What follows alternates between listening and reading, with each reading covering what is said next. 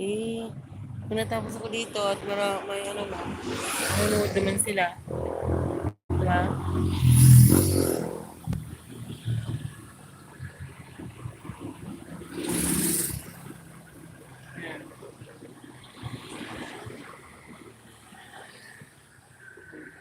Kung yung kotse nyo nakita sa YouTube, pabayaan nyo na lang. ah, ah, ah.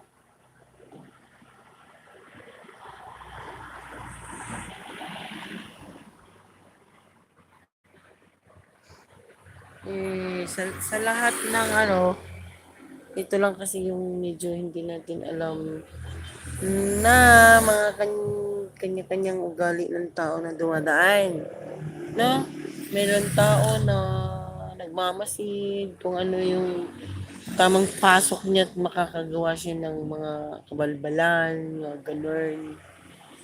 Alam niyo na, pag mga ganitong klase, sitwasyon. Ayun. So, yung isa kong kasama, sabi niya, sige, mag-live ka lang dyan. Di ba? Pinabayaan niya ako. Ayan mo na. Ganito na yung mukha mo, mga mukha nila, makikita mo. Makikita nyo. Nasa tabi tayo ng daan. Pansamantalang tinitingnan natin yung oras. Tinitingnan natin yung mga tao na dumadaan sa post ko. Siyempre,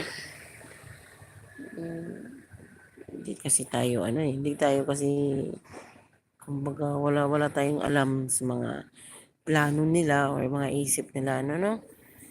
Kasi iba tayo no?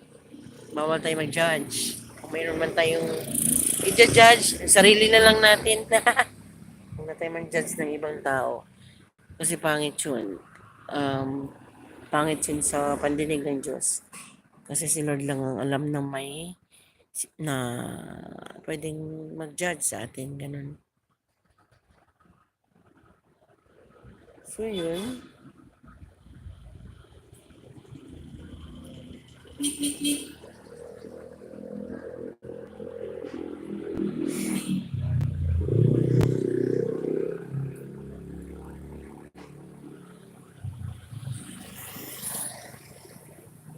Dito guys, sa Cebu, nauso yung mga angkas, move it, at saka yung mga tawag dito, Maxim. Yan ang uso dito guys kasi mabilis lang makakasakay Kaysa sasakay ka ng mga commuters, halimbawa mga jeep, ganun.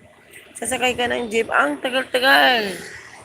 Dadaan pa ng samantalang kung magmumotor ka lang, sa bagay, yung binayad mo, sulit naman Talagang aabot ka kaagad.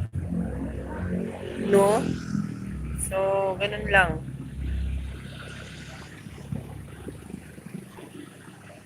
Ayan guys. I just wanna thank you sa mga manonood at manonood pa. Maraming salamat. Sana mag-like kayo. Like, comment, and share.